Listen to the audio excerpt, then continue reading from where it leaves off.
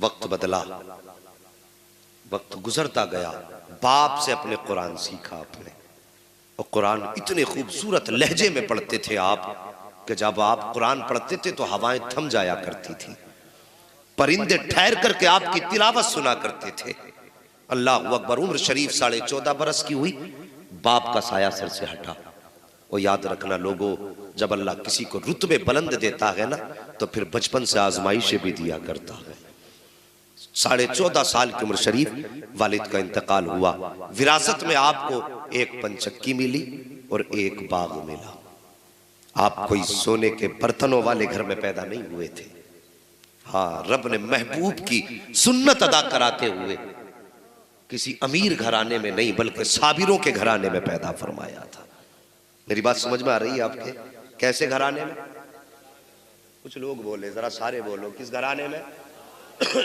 साबिर घराने में आपको पैदा फरमाया। आपके हिस्से में पंचक्की और एक बाग आया। आप क्या करते थे ना, बाग में आप बैठ जाते, काम करते रहते, कुरान पढ़ते रहते। आप झूम करके कुरान पढ़ते, बैठ जाया करते, परिंदे आते, कुरान सुनते। कई बार ऐसा हुआ कि सरकार गरीब नवाज 14.5 साल की उम्र के बाद 15वें साल में चल रहे हैं, कुरान पढ़ रहे हैं। क्या देखते हैं, बाग में खुद ब खुद सफाई होती जा रही है, खुद ब खुद पंचक्की चलती जा रही है। कई दिन हो गए देखते देखते। एक दिन गरीब नवाज के दिल में ख्याल आया, मोइन आप कहते हैं हसन जरा देख तो सही, ये पानी कहाँ से चल रहा है, ये चक्की क्यों घूम रही है, आखिर कौन है जो बाग में सफाई करता है? पत्ता टूट के गिरता है, इससे पहले उठा लिया जाता है, आखिर सफाई करने वाला कौन है? आप बाग की तरफ बढ़े और जाने के बाद कहा, दोस्तों अपने दोस्त से चेहरा नहीं छुपाया जाता है, जरा चेहरा तो दिखाओ, तुम हो कौन जो मेरे बाग में काम करते हो? इतना कहना था, 4 चेहरे निगाहों के सामने आए, बड़े अजीब चेहरे थे। आपने फरमाया कौन हो? कहा हुजूर हम जिन्नात में से हैं। कहा यहाँ किस लिए आए हो? कहा सरकार जब आप कुरान पढ़ा करते हो, आवाज इतनी प्यारी है कि हम आपका कुरान सुनने के लिए आया करते हैं। हुजूर आपको हम क्या बताएं, आपका कुरान पढ़ने का अंदाज इतना बेहतर है कि हमने आपको सुनते सुनते कुरान दुरुस्त कर लिया है, आपको पढ़ते हुए देखा है तो हमें कुरान पढ़ने का सलीका आ गया है। कहा फिर यहाँ सफाई क्यों कर रहे हो? तो जिन्नों ने कहा था, एक हसन बात यह है, हमने कुरान आपसे सीखा है, तिलावत आपसे सीखी है, और जो सिखाया करता है वो उस्ताद होता है, और जो शागिर्द होता है वो खादिम होता है। तो हसन बात यह है, जब तक जिएंगे तेरे खादिम बन के जिएंगे, जब तक हम रहेंगे उस्ताद मानते रहेंगे। या मोइन इजाजत दे दे, पढ़ाना तेरा काम है, नौकरी करना तेरे दरवाजे पे हम गुलामों का। वाह वाह वाह वाह, जिंदाबाद। नारे तकबीर, नारे रिसालत, नारे हैदरी, नारे गौसियत, मसलके आला हजरत, फैजाने आला हजरत गरीब नवाज कॉन्फ्रेंस अल्लामा मुफ्ती हम्माद साहिब किबला जिंदाबाद जिंदाबाद। तवज्जो है, बचपन में उनके नौकर जिन्नात थे, लेकिन किसी को उन्होंने उनसे डराया नहीं। आज कुछ भी नहीं होता थैले में, फिर भी कहता जिन्न ताबे है, ज्यादा बोला तो घर तबाह कर दूंगा तेरा। है कुछ भी नहीं, अपने पल्ले कुछ नहीं, दूसरों के दर बदर भीख मांग के खा रहा है, और दावे इतने बड़े पता नहीं 4 रखता हूं थैले में। सलीका सीख मेरे गरीब नवाज की चौखट से। उम्र 14 साल है, नौकरी जिन्नात कर रहे हैं, आपने कुछ नहीं कहा था, आप अपने काम में मसरूफ हो गए। अल्लाहू अकबर, इल्म दीन सीखा आपने। इल्म दीन सीखने के बाद अल्लाहू अकबर, उससे पहले की कहानी बताऊं, आप अपने बाग में बैठे थे, वो आपके बाग के अंदर एक बुजुर्ग नाम हजरत इब्राहिम कुंदूसी रहमतुल्लाहि ताला अलैह, ये मजसूब आदमी थे, आपके बाग में आए। जैसे आके बैठे, मेरे गरीब नवाज से कहते हैं बेटे भूख लगी है। अल्लाहू अकबर, आता है फकीरों पे उन्हें प्यार कुछ ऐसा, खुद भीगते और खुद कहें मंगते का भला हो। आके कहते हैं बेटे भूख लगी है। गरीब नवाज कहते हैं अच्छा बाबा जरा ठहर जाइए। उन मजूब को बैठाया, आप बाग में गए, पके हुए अंगूर का एक गुच्छा लाए, ला करके रखा, एक एक अंगूर धो के बुजुर्ग को देते जा रहे हैं, खिलाते जा रहे हैं। आज किसी के आम के बाग में कदम रख देना, हम नहीं जानी, अगर टांगों पे लठ न मारा तो फिर कहना मौलवी तू गलत कह के गया था। ये आज की कंजूसी है। और उनके घर की सकाफत देखो, एक ही बाग है, आके कहा बेटे भूख लगी है, जो सबसे पका गुच्छा था वो लाए हैं, एक एक अंगूर खिलाते जा रहे हैं। मजजूब कहते हैं बेटे तुम्हारा नाम क्या है? इतना सुना आप फरमाते हैं मुझे हसन कहा जाता है। कहा किस घराने से ताल्लुक रखते हो? आप कहते हैं मेरे बाप भी सैयद है, मेरी माँ भी सैयद है, माँ हसनी सैयद है, बाप हुसैनी सैयद है। इतना कहा था, कहते ठहर जाइए। अल्लाह अकबर, जो हाथ में अंगूर था बुजुर्ग के, ठहर जाता है हाथ। उसके बाद आपने अपनी जेब में हाथ डाला, आधी रोटी का एक टुकड़ा निकाला। निकालने के बाद कहते हैं आज हसन मेरी तलाश मुकम्मल हो चुकी है। इतना गरीब नवाज सुन के कहते हैं बाबा कहना क्या चाहते हो? कहते तुम नहीं जानते हो, जो मेरे पीरो मुर्शिद थे मुझे उन्होंने एक रोटी अता फरमाई थी और कहा था आधी रोटी पूरी जिंदगी तुझे खानी है और ये आधी रोटी तेरे पास अमानत के तौर पर रहेगी। जैसी इतनी बात कही है, कहा हजरत अमानत किसकी? कहा मेरे मुर्शिद ने कहा था सुनो, जब तुम अपने सफर पे होगे तुम्हारी मुलाकात एक बच्चे से होगी जिसका नाम हसन होगा, वो खानदान सादात से होगा। अल्लाह अकबर का जब उससे मुलाकात हो जाए तो आधी रोटी उसको दे देना। इतना सुना गरीब नवाज कहते हैं बाबा इस रोटी से होगा क्या? फरमाते ये तो तुम जानो और देने वाला जाने, पहुंचाना मेरा काम था। गरीब नवाज ने वो हाथ में रोटी ली है। कहा हजरत जी खाना कब है? कहा अभी खा लो। मेरे गरीब नवाज ने एक लुकमा तोड़ा है, जैसी वो लुकमा हलक के अंदर गया है दिल की दुनिया बदल जाती है। बस अब एक ही धुन थी कि कोई ऐसा मुर्शिद मिल जाए जो खुदा तक पहुंचा दे, कोई ऐसा मिले जो मुस्तफा तक पहुंचा दे। अल्लाह अकबर, ये जुस्तजू बढ़ जाती है। आप पीर की तलाश में नीशापुर की सरजमीन पर पहुंचे हैं। वहां पे हजरत ख्वाजा उस्मान हरवनी रहमतुल्लाह तआला अलैह, जिनको ख्वाजा उस्मान हारूनी कहा जाता है, आपकी बारगाह में पहुंच जाते हैं। जाने के बाद दस्त हाथ में हाथ दिया है, मुरीद हुए हैं। अब पीर और मुर्शिद ने बैठाया है, आपको अमल कराए जा रहे हैं। फरमाया बेटे जरा बैठो तो सही। गरीब नवाज बैठे हैं, आपको कुछ वजीफा बताया गया। आज तो सागिब न कुछ आता है न जाता है। कहते सागिब आंखें बंद करके कहते दे वरना तख्ता पलट देंगे, दे वरना तुझे तबाह कर देंगे। एक ऐसे ही आ गया था भिखारी मेरे आला हजरत की चौखट पर। लोग कहते हैं आला हजरत ने शिर्क को बढ़ावा दिया है, आला हजरत ने कुफ्र को बढ़ावा दिया है। नादान आला हजरत ने अकीदे की हिफाजत की है और किस शान से हिफाजत की है। एक भिखारी मेरे रजा की चौखट पे आया और आके कहने लगा इतने रुपए दो, 5 रुपए दो, वरना तुम्हारी हवेली का तख्ता पलट दूंगा। मेरे इमाम मकान से बाहर निकले, कहते पैसे जितने चाहे उतने ले जा, लेकिन खुदा की हुकूमत में हुक्मरानी में दखल अंदाजी ना कर। ये तेरा जुमला शरीयत के खिलाफ है, जो तू कह रहा है ये गलत है, ये जुमला ना कह। उसे मालूम ना था आज पाला किससे पड़ गया है। आज पाला सिर्फ एक मौलवी से नहीं बल्कि मुस्तफा के दर के कलंदर से पड़ गया था।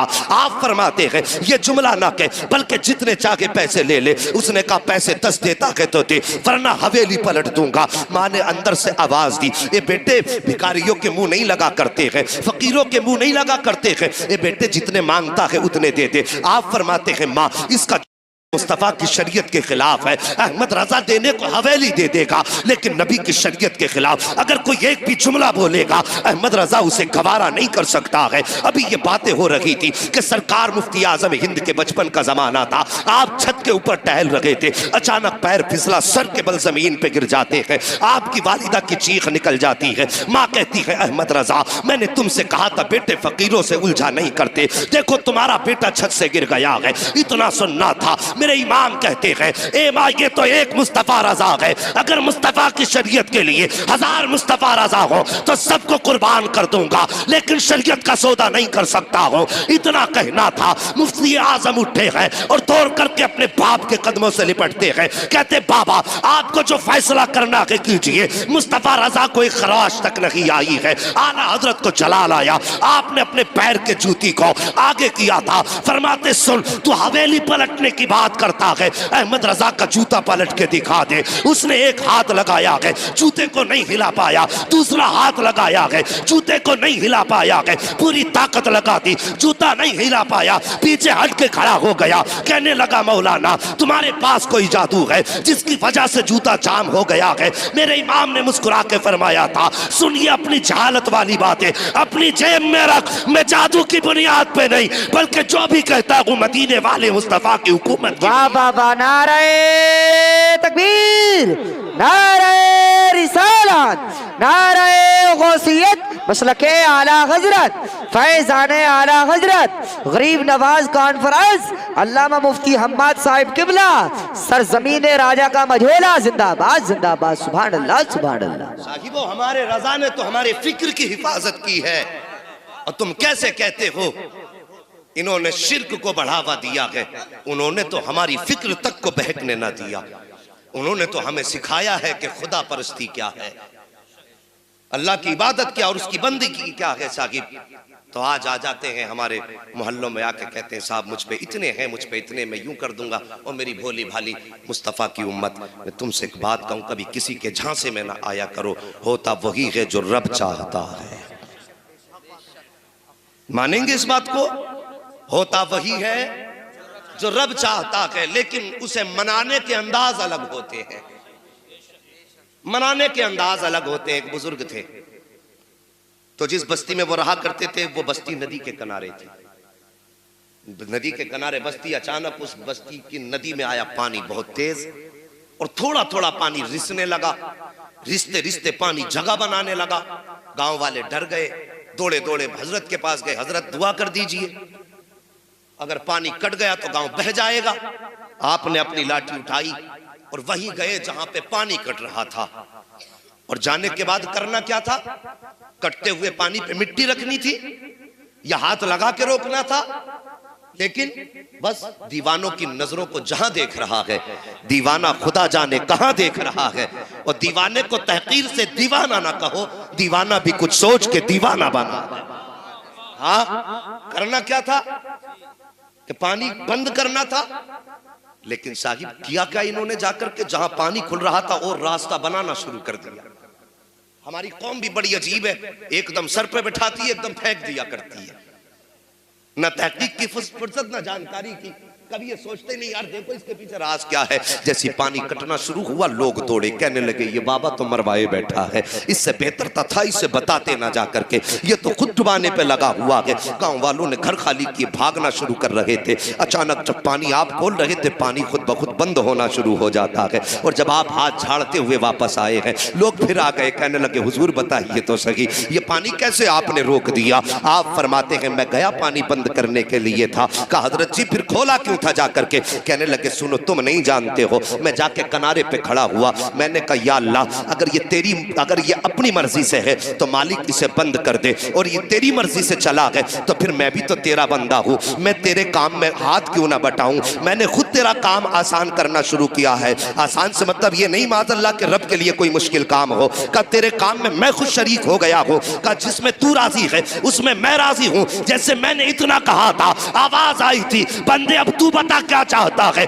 मैंने कहा मालिक पानी बंद कर दे। का इतना कहना था दरिया ने अपना रुख ले लिया है। ये मुस्तफा के उम्मती के अदाओं वलियों की अदाएं होती है। और ये अदाएं कब बनती है? जब मुस्तफा की उम्मत को अपनी रजा को खुदा की रजा में ढालना होता है। तभी तो डॉक्टर इकबाल ने कहा था कि खुदी को कर बुलंद इतना कि हर तकदीर से पहले खुदा बंदे से खुद पूछे बता तेरी रजा। वाह, नारे तकबीर, नारे रिसालत, नारे गौसियत, मसलके आला हजरत फैजान आला हजरत गरीब नवाज कॉन्फ्रेंस अल्लामा मुफ्ती हम्माद साहिब किबला सरजमीन राजा का मझोला जिंदाबाद जिंदाबाद। सुभान अल्लाह सुभान अल्लाह। बात समझ में आ गई? और मैं कहता हूं साकिब वो अगर घर पे फकीरी और गरीबी डेरे डाल ले और तेरे घर में अगर फाके होने लगे तो किसी अमीर की चौखट पे हाथ फैलाने मत जाना, किसी जमींदार के आगे कट्टा लेके मत जाना कि मेरे बच्चे भूखे हैं इसे कुछ दाना दे दो। चंद टकों के बदले में किसी की चौखट पे ईमान मत बेचना। अगर गरीबी तुम्हारे दरवाजे पे डेरा डाल लेना तो जाना मस्जिद के दरवाजे पे जाकर के बैठ जाना। तवज्जो है? मस्जिद के दरवाजे पे जाके बैठ जाना और अल्लाह की रजा के लिए जो नमाज पढ़ने आए हैं अपने कपड़े से उनके जूते साफ करना और ये सोच के करना कि मैं उन लोगों के जूते साफ कर रहा हूं जो मेरे रब की बारगाह में सजदा करने आए हैं। खुदा की कसम मुसीबतें कितनी भी बड़ी हो और ये 40 दिन अमल करके देखना और फिर अल्लाह की रहमतें अगर तेरे घर पे डेरा ना जमा ले तो फिर आके गरेबान पकड़ ले। हमें तो उससे लेना ही नहीं आया, हमें उससे मांगना ही नहीं आया, हमने उसे राजी करने का कभी सोचा भी नहीं। अल्लाह अकबर, तुम्हारे दरवाजे पर अगर ऐसा कोई ढोंगी आ जाए कि मेरे हिस्से में इतने, मेरे कब्जे में इतने हैं, तो कभी उसके झांसे में मत आना।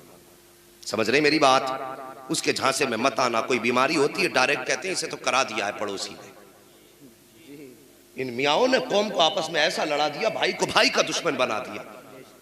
कहते बहुत बड़ा जादू तुझ पे है। वो बेचारा डर जाता, कितना बड़ा जादू है, कराया किसने, कुछ तो बताओगे?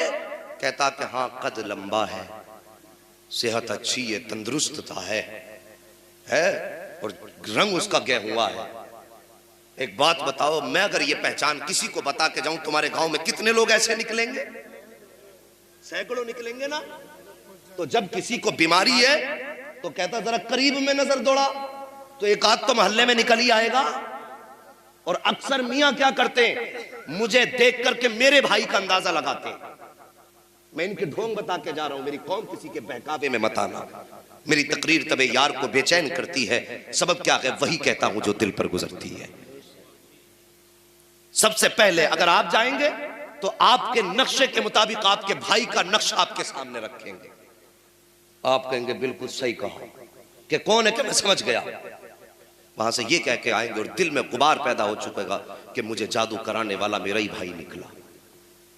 और यहीं से नफरतें पैदा शुरू हो जाती हैं, यहीं से हमारे दरमियान फिर अदावतें शुरू हो जाती हैं और फिर झगड़े इतने बढ़ जाते हैं कि भाई भाई को पानी पिलाने तैयार नहीं है, अपना अपने को माफ करने के लिए तैयार नहीं है, एक दूसरे के दस्तगरेबा रहते हैं, सोचते मैं इसे तबाह कर दूं, वो सोचता मैं इसे तबाह कर दूं। जब तुम्हारे जहन में ये बात आई कि इसने जादू कराया है तो फिर तुम उसके साथ गलत करोगे। जब तुम गलत करना शुरू कर देते हो तो फिर वो सोचता मेरा भाई मेरा दुश्मन हो गया है। पहले कोई दुश्मनी नहीं थी, अब दुश्मनी बढ़ती चली जाती है। साहिब ये ईमान नहीं है, ये मुस्तफ़ा का दिया हुआ दीन नहीं है। दीन तो ये था उनके दरवाजे का। अगर तुझे अल्लाह ने दौलत वाला बनाया है, भाई अगर तेरी करवट में रहता है, गरीब है, ठेला चला के बच्चों के गुजारे करता है, और तेरे दस्तरखान पे रोज गोश्त और मुर्ग मुसल्लम उड़ाए जाते हैं, और तेरा भाई कभी चटनी से खा रहा है, कभी दाल को तीन टाइम खा रहा है, तो हमारा इस्लाम तो ये है कि जिस दिन तेरे दस्तरखान पे अच्छा खाना बन जाए, थोड़ा सा प्याली में लेकर के गरीब भाई के दस्तरखान पे चला जा और उसके दस्तरखान पे जाकर के बैठ, अपने हाथ से लुकमा तोड़ और तोड़ने के बाद भाई के मुंह में दे दे। खुदा की कसम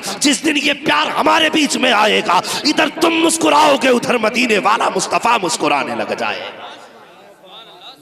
ये है इस्लाम। तो हमारी कौम को तबाह कर दिया इन झूठे और मक्कार फरेबी पीरों ने, जो इस तरह के दावे हमारी कौम में किया करते।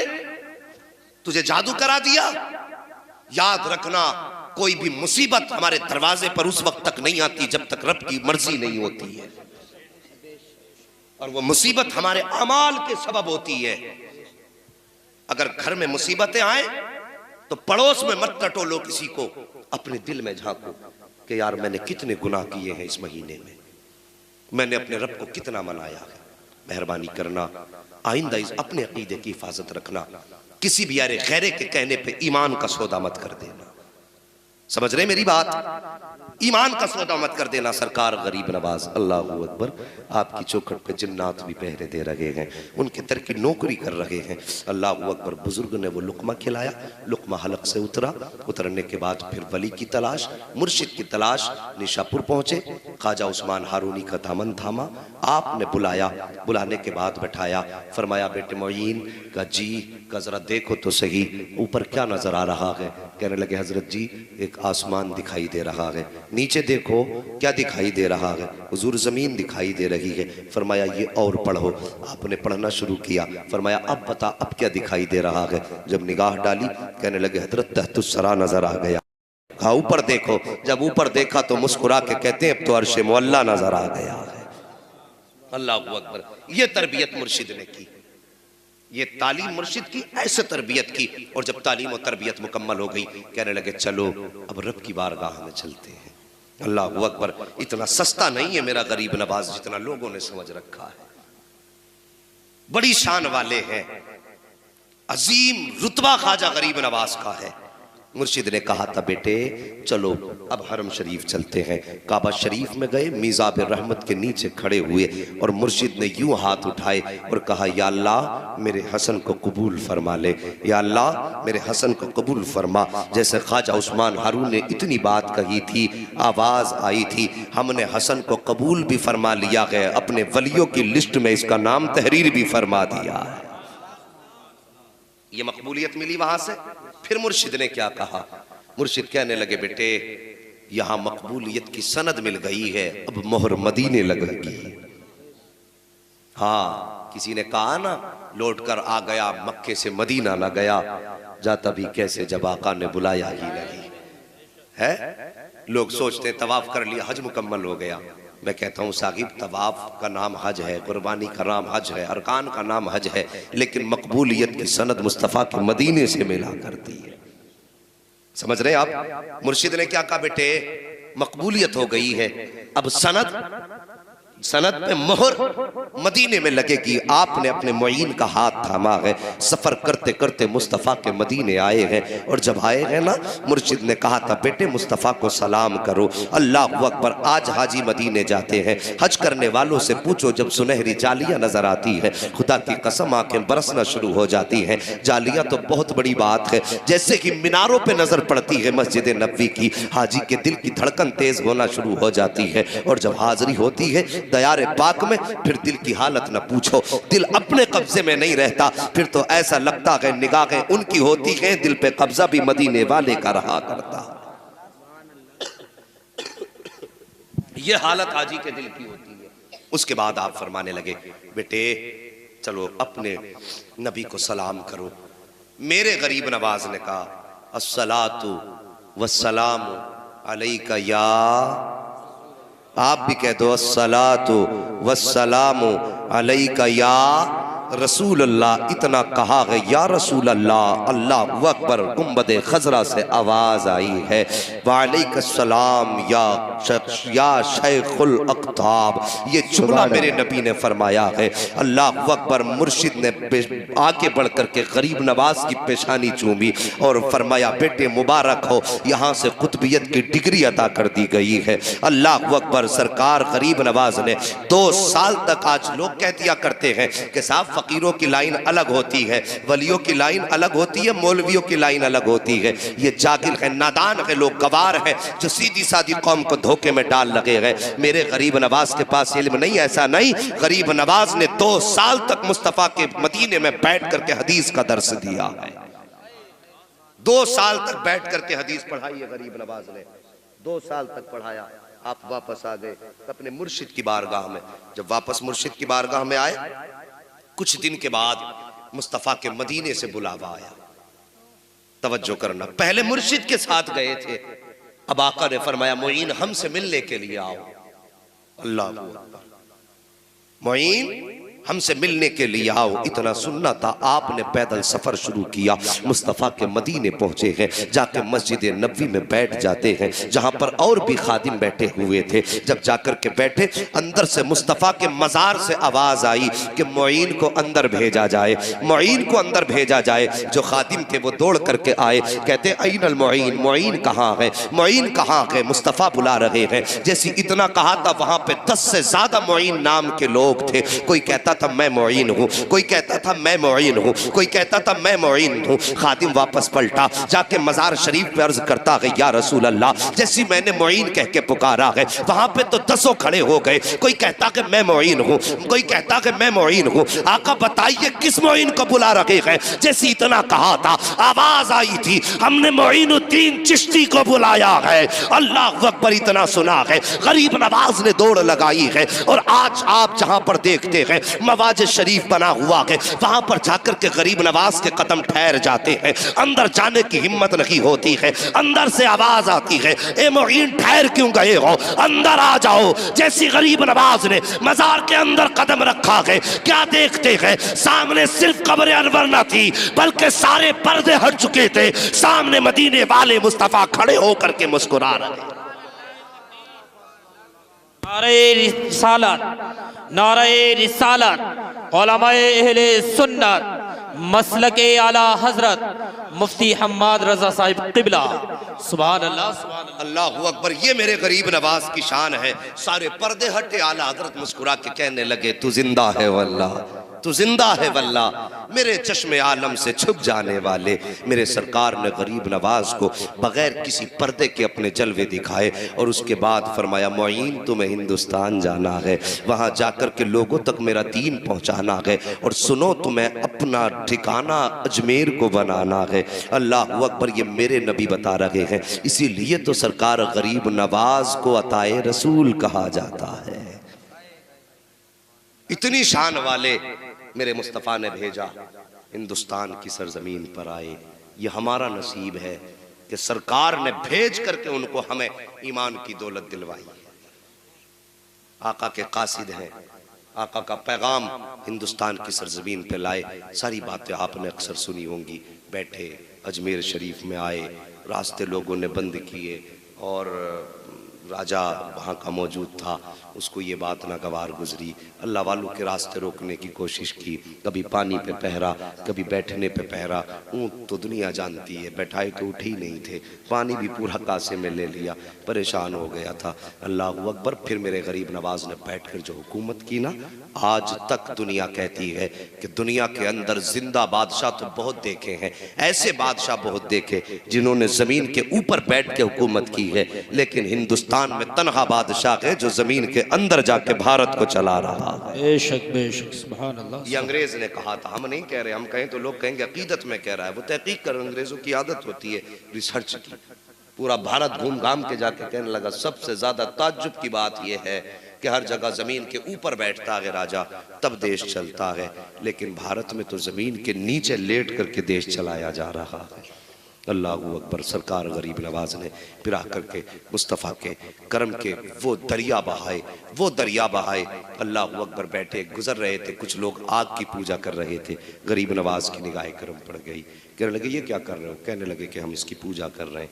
आपने फरमाया इससे क्या फ़ायदा? कहा हम इसकी पूजा इसलिए कर रहे हैं ताकि मरने के बाद ये हमें न जलाए, मरने के बाद ये हमें न जलाए। कहा कितने दिन हो गए? कोई कहने लगा 40 साल हो गए, कोई बोला 60 साल हो गए। कहा जरा इसमें हाथ रख के दिखाना। जब हाथ रखने की बारी आई तो किस में हिम्मत थी? किसी में हिम्मत नहीं थी। आपने अपने पैर की जूती निकाली और निकाल के बोले लो मोइनुद्दीन का बदन तो अलग बात है, अगर इसमें हिम्मत हो तो मेरे पैर की जूती जला के दिखा दे, मेरे पैर की जूती जला के दिखा दे। आग के अंगारे तेज थे, बहकती रही दहकती रही, लेकिन गरीब नवाज की जूती थी, हिम्मत थी आग छू देती उसे। जितनी जगह पे रखी थी खुदा की कसम उस जगह को गुलजार बना दिया गया था। काफी देर के बाद गरीब नवाज ने यूं हाथ डाला, जूती निकाल के बाहर रख दी। जैसी आपने बाहर निकाली, लोग कहने लगे बाबा तुम तो काफी जमाने से पूजते हो गए इस आग को जो इसने तुम्हें नहीं जलाया है। गरीब नवाज फरमाते हैं मैं इसकी इबादत नहीं करता। कहा फिर किसकी इबादत करते हो? कहा मैं उसकी इबादत करता हूं जिसने आग को पैदा किया है, निजाम कायनात को बनाया है। ये कह के जब जाने लगे, लोगों ने कदम पकड़े, कहने लगे बाबा सिर्फ करामत दिखा के ना जा, हाथ बढ़ा के दामन में लेके हमें भी खुदा का बना के चला जा। अल्लाह अकबर। ये शान गरीब नवाज की है।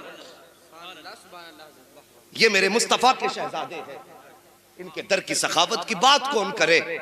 कहां से लाओगे इनकी मिसाल? ये तो मौला अली के बेटे हैं, सैयदा फातिमा ज़हरा के दिल का करार है ये, सैयदों के आंगन का महकता फूल है ये।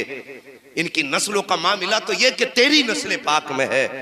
बच्चा बच्चा नूर का, तू है ऐने नूर तेरा सब घराना नूर अल्लाह का। सबको सलामत रखे। मुझे खुशी हो रही है कि नीचे बैठने वालों को भी मुस्तफा की नात याद है और यही अपनी कोशिश रहती है। जवानों जब कल घर से निकलो, स्कूल जाओ, खेतों में जाओ, तो फिर गाने गाते मत जाना, मुस्तफा की नात के तराने गुनगुनाते जाना है। हाँ, उठते बैठते नबी की नातें पढ़ा करो, न जाने कहां पर जिंदगी अलविदा कह दे, कुछ नहीं पता। गांव गांव जाके आप देख लो, वहां पर बूढ़ों की तादाद कम, जवानों की ज्यादा है। इसका मतलब क्या है? मतलब यह है कि बुढ़ापे तक लोग कम ही पहुंच पाते हैं, ज्यादातर जवानी में ही लोग खत्म हो जाते हैं। मेहरबानी करो जवानों, आखिरत की तैयारियां करो, अल्लाह वालों के दामन से वाबस्ता रहो और इनके दामन से जुड़े रहो और अपने दिल की दुनिया अल्लाह के वलियों के कदमों में डाल दो, और फिर जब इनके हो जाओगे ना तो झूम के कहा करोगे, जब तक बिके न थे तो कोई पूछता न था, तूने खरीद कर हमें अनमोल कर दिया। अल्लाह अकबर। गरीब नवाज की बात कर लूं, इजाजत है थोड़ी और बात कर ली जाए?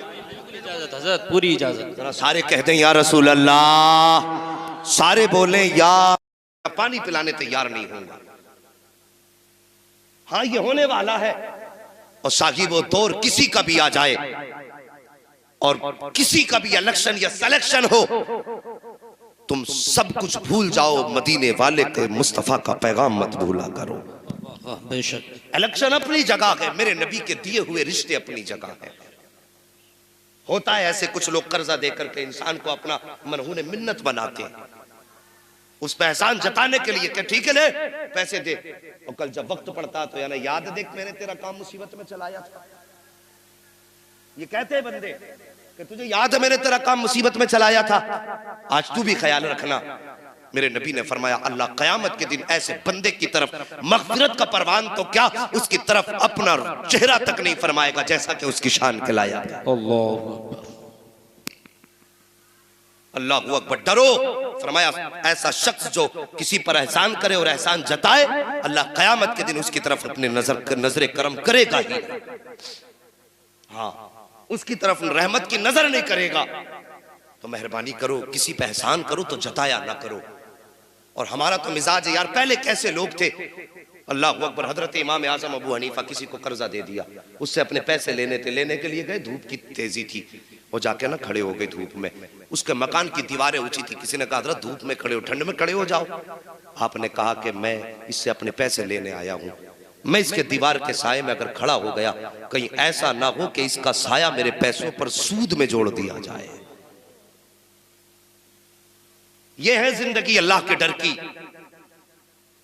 और हमारा मिजाज क्या है, किसी पे एहसान करेंगे तो 4 बार उसके सामने निकलेंगे ताकि वो आपको देख के दूर से सलाम करने लगे। यार ये अल्लाह वालों की कहानी नहीं होती है। अल्लाह वाले तो वो होते अगर किसी को दे दिया तो उसके सामने से कभी गुजरा नहीं करते थे, कहीं ऐसा ना हो ये मुझे देख के शर्म से गर्दन झुका ले, ऐसा ना हो इसकी नजर हया से झुक जाए, ये सोच करके वो सामने से नहीं गुजरा करते थे। आज किसी को कर्जा देख करके एहसान जताया जाता है। आओ इसी हुसैन, इसी आका गरीब नवाज के ऊपर जद्द अमजद की कहानी सुन लो। आका इमाम हसन रज़ी अल्लाह तआला जब आपका विसाल हुआ था, आपके बदन से कपड़े उतारे गए। आज माशरे में देखो कितने गरीब फाके से रहते हैं, लेकिन हम गरीबों को नहीं देखते।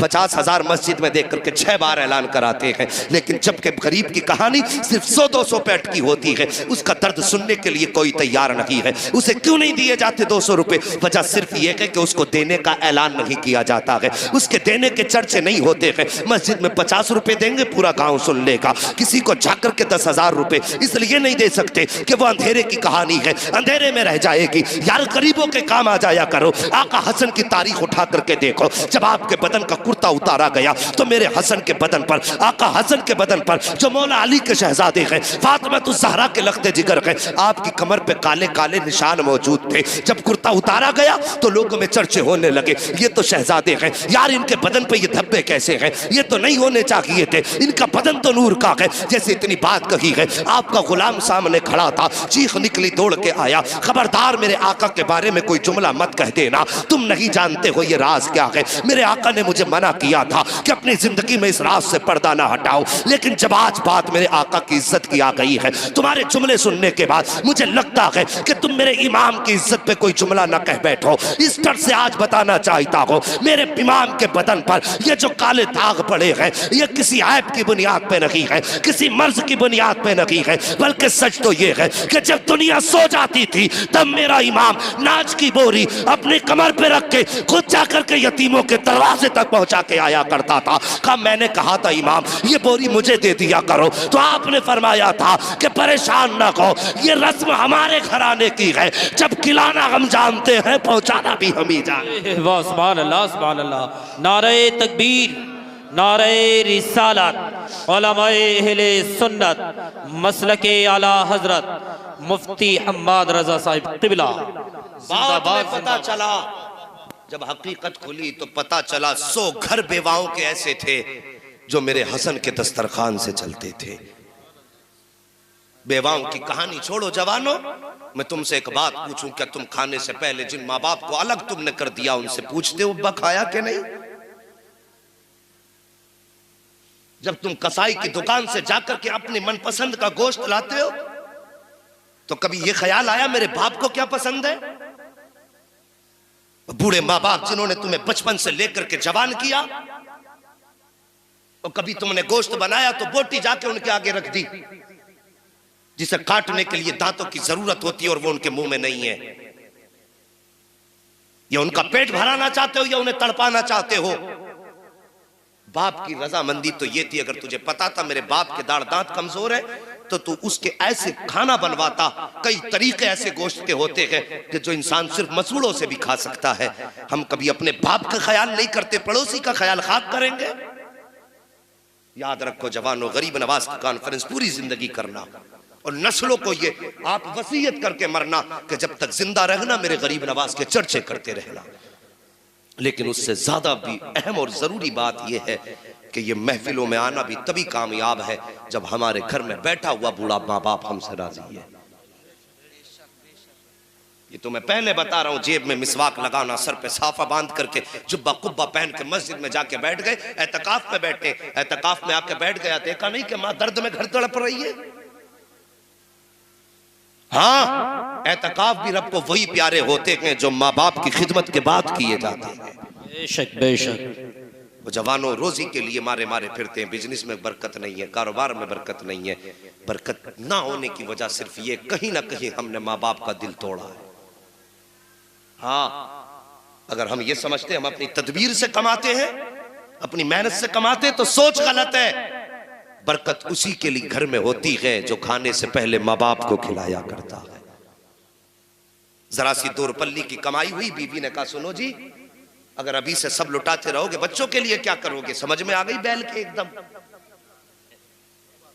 2 ही बातें एकदम बैल के दिमाग में उतर गई कि सही कहा कि हर महीने 5,000 भी बचेंगे तो 12 पंजे 60। गणित पढ़ा रही है जिसे खुद नहीं पता कि 60 लिखे कैसे जाते। हाँ, वो पढ़ा रही है बैठ के 12 पंजे 60 का, 1 साल के 60,000, 2 साल के 1,20,000, 4 साल के। अरे यार मैथ तो आता है ना। कितने? 2,40,000 उंगलियों पे गिना दिए। इसकी समझ में आ गया ओ नादान, तेरी बीवी ने तुझे इतना पढ़ा दिया कि अगर घर वालों पे लुटाओगे बच्चों के गुजारे कैसे होंगे। जब बीवियां ये कहा करें तो उसके सामने मुस्तफ़ा का फरमान खोल के रख दिया करो। आओ मेरे नबी की तारीख उठा करके देखो, अभी आपने ऐलान नबुव्वत नहीं फरमाया है, मक्के के बाजार में सरकार जा रहे हैं। आपने देखा एक जवान अपने बाप का गिरेबान पकड़ के लाया है और उसको गालियां बक रहा है। मेरे सरकार ने बूढ़े बाप पे जुल्म होते देखा, गए जाके जवान की कलाई पकड़ी, बूढ़े का गिरेबान छुटाया और छुटाने के बाद फरमाया कौन है ये, तेरा क्या लगता है? उसने कहा ये मेरा बाप है। आप फरमाते तू इसे क्यों मार रहा है? जैसे उसने इतना सुना ना, कहने लगा आप कौन है? आप फरमाते बता तो सही से क्यों मार रहा है? उसने कहा कि मैं क्यों बताऊं, इसी से पूछो। जैसे मेरे नबी ने बूढ़े की तरफ तवज्जो की है, खुदा की कसम अभी जबान नहीं खुली थी कि आंखें बूढ़े की बरसनी शुरू हो जाती है। और हर जवाब से पहले बूढ़े ने कहा था मेहरबान बता तो सही, आज तक मक्के में कोई ऐसा नहीं आया जिसने किसी पिटने वाले का गिरेबान छुड़ाया हो। आज तक कोई ऐसा नहीं आया जिसने मजलूम की आकर के मदद की हो। बता तो सही तू कहाँ का रहने वाला है, तेरा नाम क्या है और बता तेरा रिश्ता किस खानदान से है। मेरे नबी फरमाते बाबा मेरा नाम न पूछ, बस इतना बता तेरा कसूर क्या है, ये तुझे क्यों मार रहा है? बूढ़े ने कहा था आने वाले, बात यह है कि जब तक मेरे पास पैसा रहा ये मेरी कमाई खाता रहा और जब कमाई खत्म हो गई है तो अब मुझसे कहता कि मैं इसके ऊपर बोझ बन गया हूँ। मेरा खांसना इसे जहर लगता है, मेरा बोलना इसे जहर लगता है और ये मुझे इसलिए बाजार में लेकर के आया है ताकि गुलामों की लाइन में खड़ा करके बेचे और उसका पैसा जाकर के ये इस्तेमाल करे। मेरे नबी ने इतना सुना है, जवान के सीने पे घूंसा मारा और इरशाद फरमाया नादान अगर अमीर बनना चाहता है तो इसे बाजार में ना भेज, अमीर बनने का मैं तुझे तार रास्ता बताता हूँ। उसने कहा कौन सा रास्ता? आका फरमाते हैं जा बूढ़े बाप को घर लेके चला जा, इसकी रातों दिन खिदमत किया कर। याद रख जब सारी दुनिया सो जाएगी और तू खर्राटे की नींद भर के सोएगा, तू दुनिया से गाफिल होगा। रात के अंधारे में जब इस बूढ़े बाप के हाथ उठेंगे और इसकी धीमे धीमे पलकें खुलेंगी और बहकती जबान हिलेगी, इसके कांपते होठ खुलेंगे और ये हाथ उठा के कहेगा, या अल्लाह मेरे बेटे ने मेरी खिदमत का इंतजाम किया है, तू इसके नस्ल की रोजी का इंतजाम फरमा दे। आका फरमाते हैं, तू इसको बेच करके अमीर बनना चाहता है,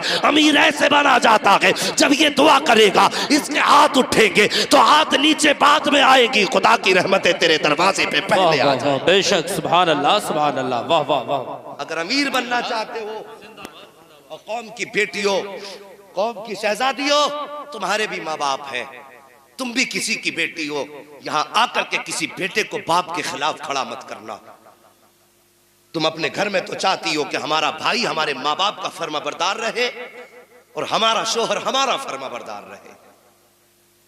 सब पे हुकूमत ना चलाया करो, बीवी हो बीवी बन के रहो। रह गई बात रिज्क की तो मुस्तफा के करम पे छोड़ दो, आका के करम पे छोड़ दो, फिर तुम इतनी तदबीर से नहीं कमा सकते हो जितने मुस्तफा के करम से तुम्हें मिल जाएगा।